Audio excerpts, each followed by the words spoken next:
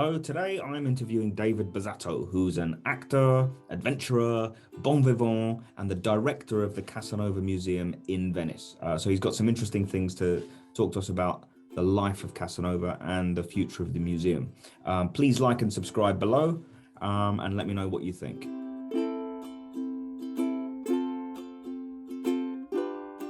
How did you become interested in Casanova to begin with? Well, it happened by chance, really. I was performing as Luigi, a customer in Venice, in a show about the history of Venice. And it happened that we turned this character into Casanova. So I had to study more about the character. And the more I studied, and the more I got interested in Casanova himself, his life, reasons why he had become known as the world's greatest lover. And a reputation. It's a heavy thing to have on your reputation, isn't it? Yeah, a reputation which he had to, just blame himself, probably. Yeah. He has to blame himself. He had to blame himself. But what I learned about Casanova is that he had a very particular childhood. He was the first of 6 children. And as I remember, I think his brothers were quite talented painters, weren't they, as well? So the whole family was kind of, fairly talented in different ways, I think. Correct. Actually, the mother, called Zanetta, she was from an island, Burano, where Baldassare Galuppi was born, the famous composer. She was an actress. And the father, Antonio, was an actor as well. So they were very busy, put it that way, especially in those days. Venice was filled with theaters and places where to perform, and therefore Giacomo was left alone most of the time, and he was raised thanks to his grandmother. He lost his father when he was 8. Okay. And these days we would say that had some sort of an impact on the person he became, wouldn't we? Well, I lost my father when I was almost that age, you see. Oh, okay. So I went back to my early days, and I thought, I'm the first of 4, okay? We are 4 brothers and sisters. So I thought, gosh, it must have been very difficult for a boy, the first of the family, to make a sense out of his life, living in Venice in those days without a father and having a mother being an actress. So shows were not on at 8 o'clock at night. There was not electric lights, as we all know. Yeah. Well, yeah, just for people who don't know, he was born in 1725 and died in 1798, I think. That's right, isn't it? So this is a very long time ago, but and all we have really to go on is his autobiography, if I'm right, mainly, for what happened in his life. And also he's one of the main sources that we have for that period in history, isn't he? So I think we remember him for being the great lover, but really he's left kind of a historical document that's quite important for us today, isn't it? To see what the social norms and things were like at the time. Well, yeah, yes, correct. Once again, actually, Casanova here in Italy was discovered very late. It was not until 1980s, during the 80s, that his book, The Story of My Life, Histoire de ma vie, en français, in French, was translated into Italian. Oh. Which, yes, he That's wrote... very, very late on, isn't it? That's very... He wrote this very good book. It's very long, 4,625 pages, something like Wow. that. Okay, but the style is it's excellent. Very good writing, and the descriptions of situations. Once it was translated into Italian, very late, as I said, then he was given to him a sort of recognition as an author as well, not just as a erotic sexual symbol, which, as I was saying earlier, the more I studied about him, and the more I discovered that Casanova must have been a real character at the time. I mean, he was 187 centimeters tall. 187, which is, I don't know, well, it's, it's like a goalkeeper, put it that way. It would be a good playmaker playing basketball, but in those days, he must have been a giant. That's true. Yeah, that's true. So he had this charm. He was not extremely good looking or whatever, but he had charm. And at the age of 17, he graduated in Padua at the University of Clerical Law, the Faculty of Clerical Law. And actually, funnily enough, his first job, he was, he served mass, Oh, right. because yeah, that's true. He did that twice. Drunk the first time and completely out of order the second time, and that was a very short career to live. But anyway, he could have been remembered as an alchemist, as a librarian, as a spy for the Venetian Republic as well. A gambler, a soldier as well. Yes, it's funny that he's so many things, but yet he's remembered for that one thing. Exactly. You scratch the surface, and it's the smallest part of him, isn't it? Correct. Yeah. I read, as I was studying the way to interpret Casanova, which is quite difficult if you want to do it properly, okay? Because of the many icons we have around. As an actor, I get distracted by, well, is it going to be the Fellini on the movie? Is it going to be that one by Kubrick? If Kubrick did Casanova, I can't remember. Anyway, well, it was Fellini, but I do struggle with that film, though. I struggle to watch that film. It's a bit rich. Yes, it's a bit too much, probably. Yeah, whatever. Anyway, so I thought probably Casanova was a very talented young man with a big presence, able to play music, violin, to write, so, recite poems to ladies, entertain the situation, and quick in leaving out of troubles, because, in those days, the casino, as we know them now, were invented in Venice. Okay. And Casanova was a very good, customer of these places. I can imagine. Yeah.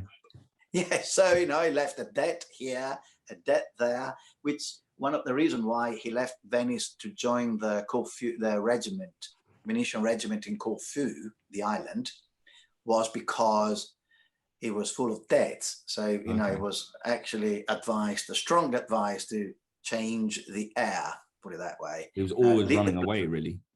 Yes. It's always been.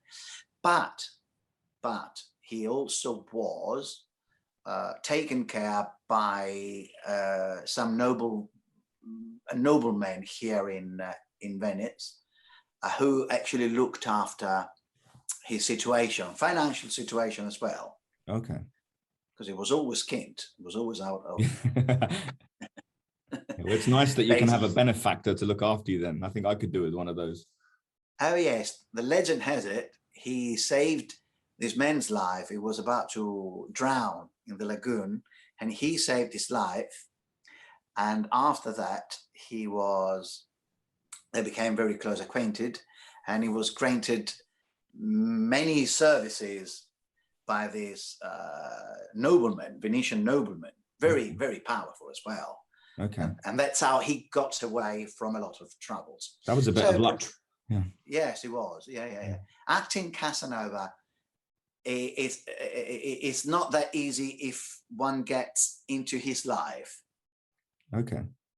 So what makes it difficult then if you get into his life? Well, my opinion is he loved women more than he was loved by them. Oh, okay. Really? Yeah, Is that well, that's your opinion on reading his work, you feel? Okay, so yes. what makes you think that then? Well, for instance, when he gets to this lady he met this Henriette, that's the name. Okay. Henriette, I think it was 26, 27, so it must have been around 1750. They met them in Cesena, which is 200 kilometers from Venice. He was on his way to Rome, and they met in a chariot. And she was dressed in uniform, disguised as a man, short hair and everything. Okay. She was French, and the daughter of an ambassador, which is not clear where. But he after a while, he found out she was a woman, a pretty woman, so he started to court her. Well, to cut it short, they spent 3 months in this hotel room. Wow. In Parma. In Parma, yeah. And basically, one day, 3 months later, he described that period as I was in heaven. That's what he writes. But then she left. One day, she packed up everything. Okay. And left a note. And in this note, there was just one word: adieu, goodbye. Ouch. And exactly. 4 months later, she wrote to him one of the most impressive letters, in my opinion, a woman could write to a man. Now, I can't remember all the letters, but basically she said, "It's me leaving you because I cannot ask you not to be Casanova. No woman will ever love you the way I do. And therefore, I step aside and I let you be who you are."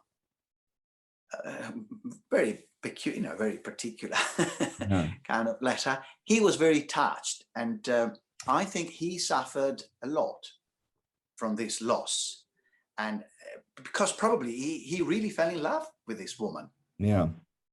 And is she considered to be the love of his life then? Yes, definitely. Okay. By the way he describes the relationship they had, definitely. She must have been the love of his life, but also he never describes any other conquest, okay, in such a way. Okay. And it's also my humble opinion, the way he describes his adventures, amorous adventures, leaves room for a very sensitive hearted man who probably was seeking the love he never had from his mother. That's my opinion. Yeah. That's just my opinion. I think that might be a fairly kind of popular idea these days, that it was the result of damage that he ended up becoming known for that, I suppose. Yeah, but it is fascinating with the amount of things he did in his life and the amount of adventures that he had, that we have such a kind of narrow view of him. It's almost that he's almost not remembered, isn't it? That the real man is not remembered. It's this strange myth that emerged that's remembered.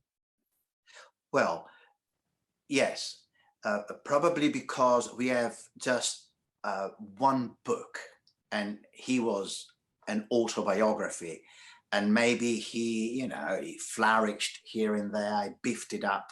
Yeah. So it's a pity in a way, because probably we, as a man, we could have learned a lot about, the inner feelings of what is now considered to be a sex symbol.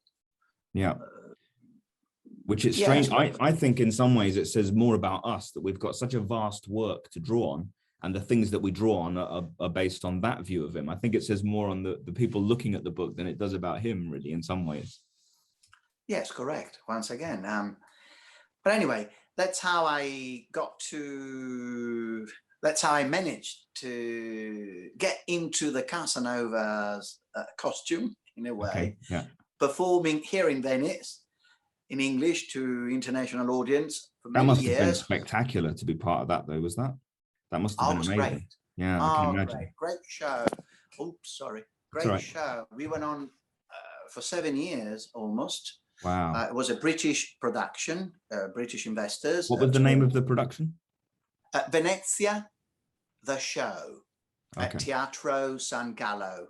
Oh, it's Italy's longest running theatrical Oh, wow. show. And that's Yeah. saying something, isn't it? And what years did that run? Well, This is it a while back now, isn't it? No, well, yeah, from 2009 to the end of 2016. Oh, okay. Not that long ago, then, really. No, not that long ago. No, and after that, I was asked to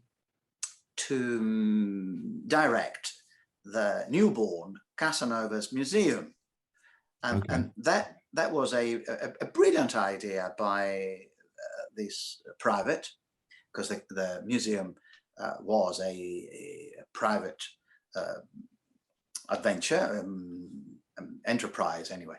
Okay. And this gentleman, Carlo Parodi, who's not a Venetian, by the way, but he comes from a small place near Milan.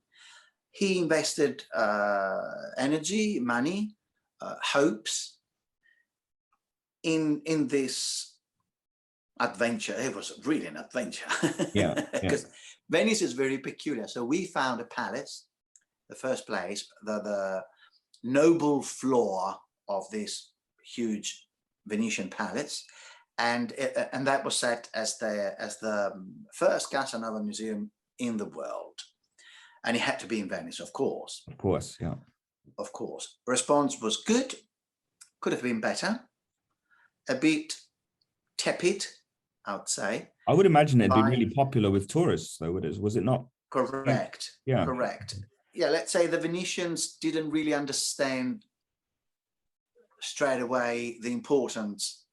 Well, funnily enough, Casanova hasn't got a bridge or a calle, street, or no place is dedicated to Casanova. Is that really? Is that so? Yes. So his memory hasn't really permeated too much in Venice itself, then, really. No, as I said, it's always depicted as a, how can I say it? Like a commedia dell'arte character, a pantaloon and harlequin. You go Brigella, and then you have Casanova. What do you mean Casanova?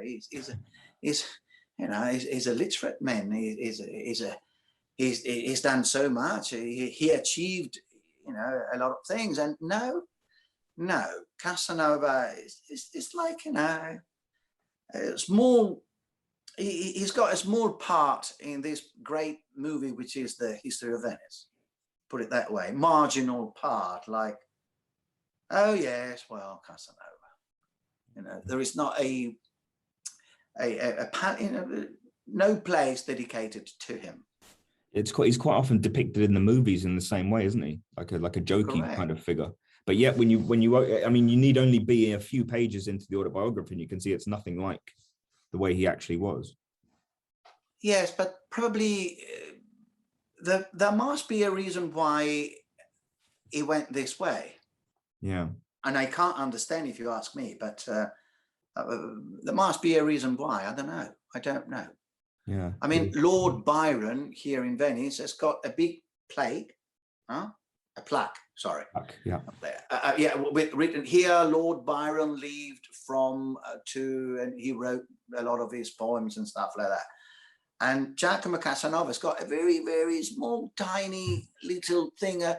Here probably was born Giacomo Casanova, 2nd of April, 1725, probably. Probably, maybe, who knows? Yes, because they tend to put doubts on everything. So Was that the story of his life, or just a lot of, balls? Well, I think a compelling fact that I find for the truth of it was that, as far as I'm aware, he was writing it for his own mental health, wasn't he? To alleviate depression that he had at the end of his life. His doctor advised him to go back and write his autobiography to get, to relive some old memories. So I think if he was doing it for a therapeutic reason, then he would have written it fairly accurately, or else it wouldn't have achieved that goal for himself. Well, yes, probably yes. I think that when he, in the process of writing the story of his life, probably it was therapeutical for many reasons, like reliving and feeling again what happened in those particular cases. So therefore, well, I'm not too sure about the mental illness and stuff like that, but it's not certainty. There is not certainty about this. Yeah. But I don't know. He's like if he rejoiced what happened before, so extraordinary for any kind of men in that period. Maybe that was therapeutical for him, better than therapy. Sure, yeah, they still advise that therapy these days, and this is like 250, 300 years ago. So yeah, so he was ahead of his time. Yeah, he was ahead of his time in a lot of different ways, wasn't he? He was ahead of his time. Do you? How about my understanding is he was imprisoned at one point as well. Do you know much about why he was imprisoned and how he managed to get out? Well, yes, they put on some accusations regarding the fact that he slept here and there, so adulterer, and they were all innocent. They were all innocent, and he was the bad guy. Of course. So he was put in jail, and during that period, which he narrates, he was treated very well by the person in charge over there. Prisons, I mean, the cells over there itself, they were horrible. We're talking about 1,700 rats at high water in Venice, although it was on the second floor, but it's a disgusting place. Yeah. I invite everybody coming to Venice to go and see the Piombi prison. It's called Piombi, as in lead. Okay. Lead, because the roof of the prison was in lead, so you can imagine how hot that must have been during the summer. And he made acquaintance with a father, what was his name, Balbi, a priest, and they managed to escape on the 31st of October through the roof. But if you go and see the Piombi prison, and whichever way you look at it, one goes, oh, it's not possible. How did he escape? Yes. So what it's really believed is that thanks to this senator, this nobleman, this senator, the guards were bribed, paid off, and together with this Father Balbi, they managed to put a ladder to go down, just to make it look like he really escaped. Oh, I see. Yeah. Yeah, but I mean, I don't think that would be possible, even if you were an acrobat. Yeah. Which he wasn't. So. No, that's the one thing he wasn't. Was an acrobat. Yeah, but he did have a ladder, so that sounds more. Yes, plausible. Of course they had it. They must have had it. That's so funny. Someone else. It's funny because I haven't been to Venice. I would love to visit at some point, but I haven't been there. So the fact that you've seen where his tales come from, so you can test the validity of it a little better than I can. So, well, look, that's why I always invite everybody. Look, that's the Piombi. When I walk in Venice with friends, I always tell them, look, that's the Piombi prison from where Mr. Casanova escaped. There, and they look at that. Ooh, we must have been very good. Yes, extremely good with a parachute. He was tall, but not that tall. Yeah, well, you know, just take a look at it. Then I don't know. I never escaped any prison so far, so I wouldn't know. No, me neither. So was it after that he was banished from Venice, or he fled Venice? That's correct. Okay. He was away for more than a year, and he traveled around Europe. And he was well received in all the courts, you know, the courts of Europe. And that's a true story about Casanova being the inventor of what we now call it the lottery. Okay. It was at the King of France's court, and they needed to settle, you know, the accounting of the French crown.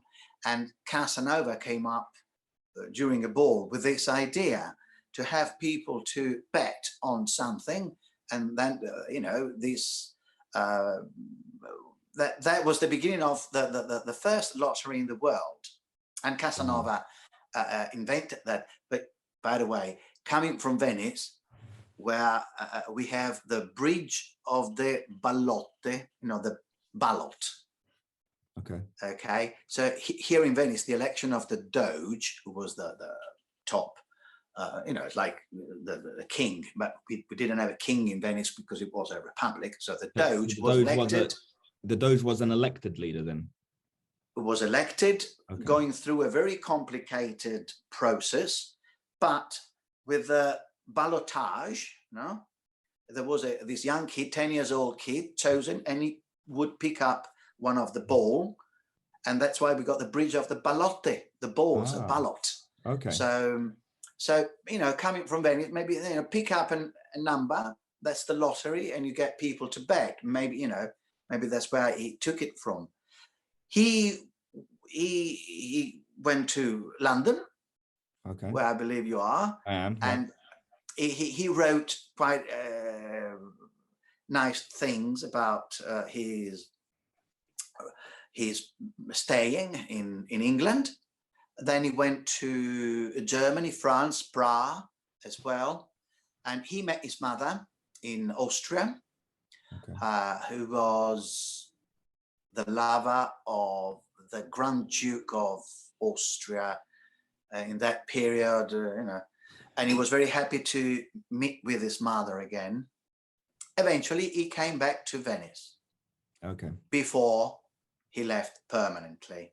And why did he leave permanently that second time then? Was that? Maybe it was full of debts. Who knows? Again, probably. very, very much probably. He ran out of money. And the senator, in the meantime, his mentor died. And so he had no covers. And a lot of people were seeking for revenge.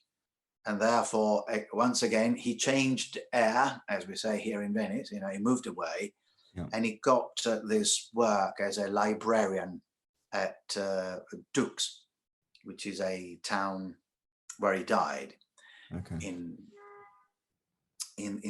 Eastern Europe. And where he would have written the autobiography. Correct. Well. That's why, in French, not in Venetian. Okay. Do you know why he made that decision? Because obviously his native tongue was Italian. So, well, they said the decision was made by the publisher because it would have been better. It would have had more success to publish that, to write and publish that in France at the time than in Italy, where it didn't have such a good reputation. Oh, I see. Okay. Well, you know, if you sleep around, or allegedly, they say you sleep around with, you know, his wife, their wives, everybody's wives, and all these kind of things, you know what men are like. They're bound to destroy your reputation in every possible way. Yeah, it's not popular. Yeah. It's not popular. So in France, it was a bit of a myth.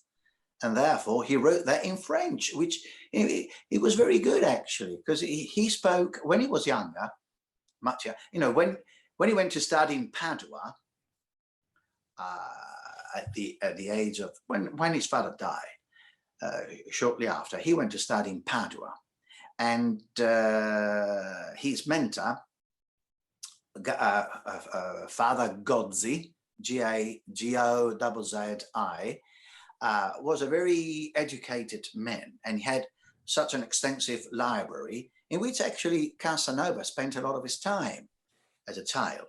Okay. And he studied grammar, Greek, Latin, and apparently he was an enthusiastic boy. Problem is, he got madly in love with this Gozzi's daughter.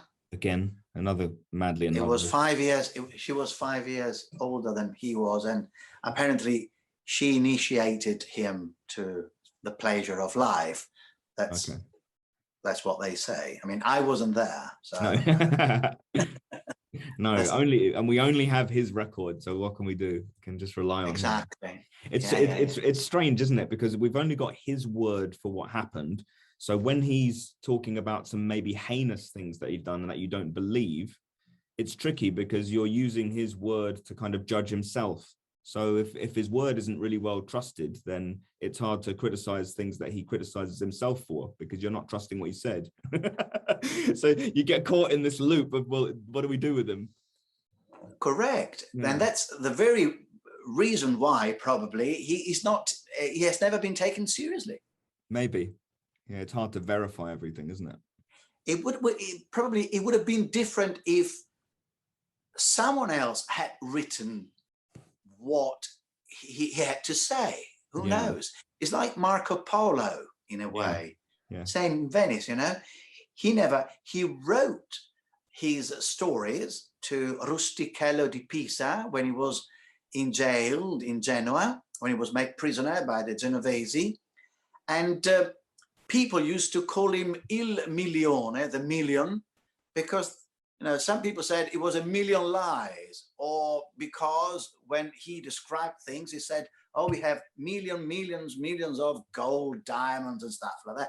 Marco Polo's stories, tales in a way, have never been taken too seriously, although we have proof they were true.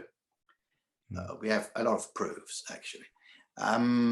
Casanova, it's probably every man's dream, Casanova. So almost every man dreams to have such a wonderful life, probably. Yeah, an adventurous one anyway. Yeah.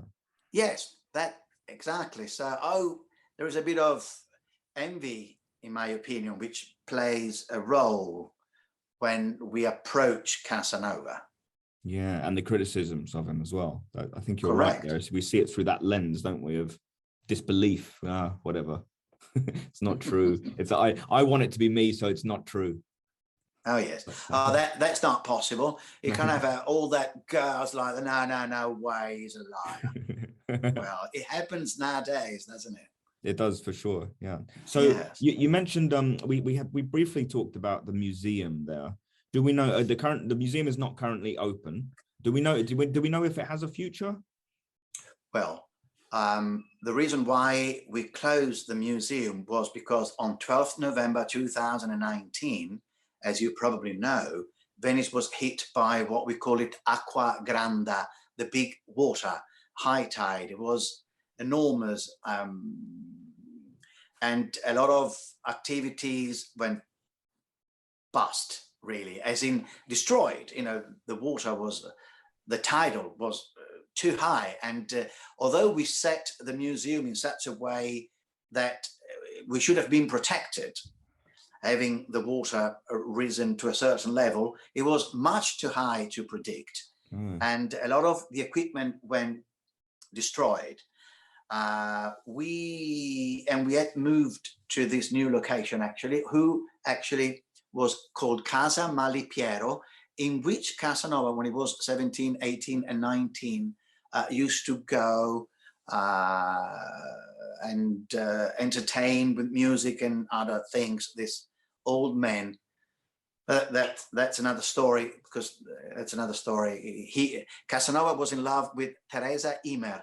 Imer was staying at this Malipiero's house, and the old Malipiero was in love with Teresa. But when Malipiero discovered that Casanova had a fling with Teresa, he kicked it down. He kicked it out. But he stayed there for a long time. We managed to have a big space to put the museum in this place. And we closed in 2019. And because of the pandemics, we have not reopened yet, because the situation is a bit unsure at the moment here in Italy and all over Europe, I believe. It's a bit unsure. Maybe with next Carnival in February, March, the Casanova Museum will be seeing the light again. Hopefully. Maybe. Yeah. Yes, hopefully, yes. Hopefully. If I make my way to Venice at some point, that's definitely a visit I'm going to make, I think. Oh, give us a ring. Yeah, I will do. It's been absolutely delightful to talk to you, and what a fantastic subject as well. So I really appreciate you giving me your time today and kind of sharing some of your knowledge with me. And maybe I'll see you at some point in Venice for a coffee. Yes, sometime why not? When this whole pandemic thing is dead. Yes, if ever. Okay, same here. The feeling is mutual. Thank you. Thanks very much for your time. Take care. Okay.